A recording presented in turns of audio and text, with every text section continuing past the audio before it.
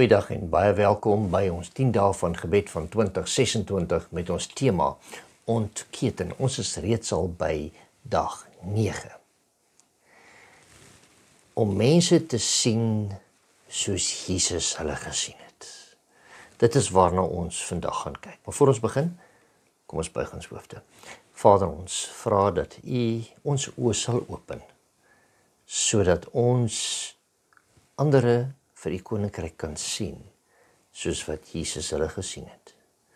Met sy meegevoel en sy jammerte in sy hart, en daardie liefde dat hy hulle eendag in sy koninkryk wil sien. Gee dit ook vir ons. Ons bid dit in Jesus naam. Amen. Ons leef in 'n wêreld waar ons daagliks baie mense raak sien, maar min mense werklik sien.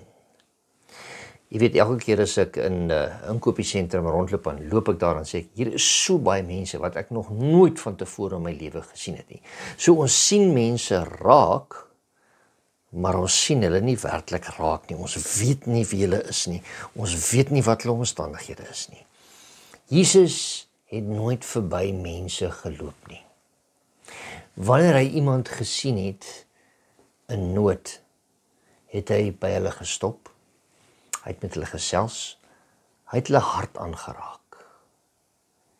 Hy het altyd tot aksie oorgegaan. Handelinge 3 wys vir ons hoe dit lyk wanneer gelowiges leer om met Jesus se oë te kyk. Dis die verhaal van Petrus en Johannes wat werklik waar raak gesien het. En ons lees dit in Handelinge 3 vanaf vers 1 tot 5. Dit sê daar vir ons, en Petrus en Johannes het saam na die tempel opgegaan op die uur van die gebed, die 9de uur. En daar is 'n sekere man aangedra wat van sy geboorte af krepeel was. Hulle het hom elke dag neergesit by die tempelpoort, wat die skone genoem word, om 'n almoes te vra van die wat in die tempel ingaan. Toe hy sien dat Petrus en Johannes die tempel wou binnegaan, het hy om 'n almoes gevra. En Petrus, saam met Johannes, het hom stip aangekyk en gesê, kyk na ons, raak gesien. En hy het sy oë op hulle gehou in die verwagting dat hy iets van hulle sou ontvang. Die krepelman het elke dag by die tempel gesit. Baie mense het hom raak gesien of gesien, maar het hulle sy behoefte raak gesien. Vers 4 sê vir ons, Petrus het saam met Johannes stip na hom gekyk. Hulle het nie net gesien is iemand wat sit en almoses vra nie. Hulle het gekyk, hulle het gestop, hulle het betrokke geraak. Hulle het aandag gegee. Hulle het hom as 'n mens gesien en hulle het hom gesien as 'n kandidaat vir die koninkryk van die hemele. Omdat hulle hom gesien het hulle omgegee. Het hulle nie verbygestap nie. Het hulle gereageer met dit wat God hulle gegee het. Nie dit wat hulle gehad het nie, maar wat God hulle gegee het. Medelee begin altyd by mense se nood en om dit aan te sien. Sorg wat verder gaan as geld of almoses. Die man vra vir 'n almoes. Petrus sê, silwer en goud het ek nie, maar hy stop nie daar nie. Petrus gee wat hy het. En hy sê in die naam van Jesus, hy gee hoop. Hy gee herstel in die naam van Jesus. En daarom gee ook die man 'n kans op nuwe lewe. Nie net om vir homself te kan sorg nie, maar ook om sy lewe aan die Here self te kan gee. Dit leer ons, ware sorg vra nie altyd, wat het ek nie? Maar dit vra eerder, wat het God my reeds gegee, wat ek met ander kan deel? Persoonlike bedieninge, om persoonlik betrokke te raak mense se harte aan.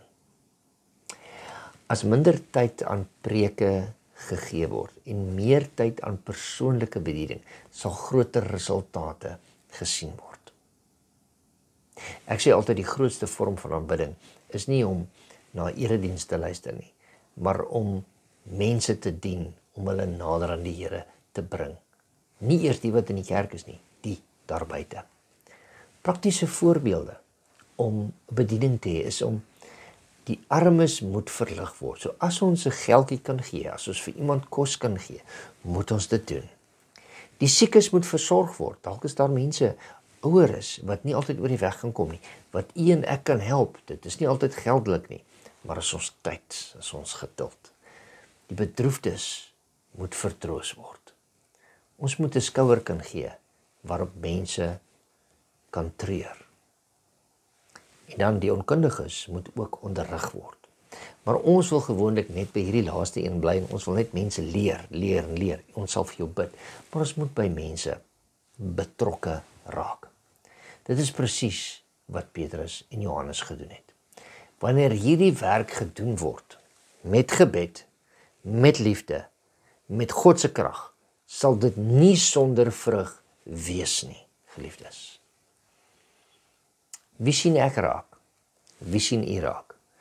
In ons gemeenskappe is daar mense wat seer het, daar's mense wat alleen is, daar's mense wat op moed verloor se vlakte is, wat geen hoop meer het nie. Mense met onvervulde behoeftes. Die vraag is nie, gaan ek en u kerk toe en dan bid ons die Here elke keer as ons na die kerk toe gaan nie, maar wie sien ek werklik raak? Of sien ek die uitdagings van hierdie mense raak en probeer ek hulle uitdagings vir hulle verlig? Jesus vra ons nie om alles reg te maak nie, maar hy vra ons om beskikbaar te wees, om te sien en om met medelee te reageer. Het jy vandag die hart van Jesus nodig om vir diegene in jou gemeenskap wat gebroken is, wat seer het of in nood is, vir hulle om te gee? Sal jy sê, Here, maak my oë oop en my hart sag verander? As jy so voel, kom bid saam met my, sodat ons die medelee van Jesus in ons lewe kan hê en dit met ander kan deel. Kom ons bid saam. Vader, die seun het nooit verby mense geloop, sonder om hulle behoeftes aan te spreek nie. Die wat honger was, die wat siek was, die wat geestelike nood nodig gehad het. Help ons ook om medelee vir ander te hê. Help ons om betrokke te raak by ander. Help ons om tyd af te staan, sodat ons werklik kan hoor en sien wat ander nodig het. En so ook Christus en hoop aan hulle kan bring. Dis ons gebed in Jesus naam. Amen. Was goed om saam met u te wees. Ons sien u weer môre vir ons laaste gedeelte van ons 10 dae van gebed.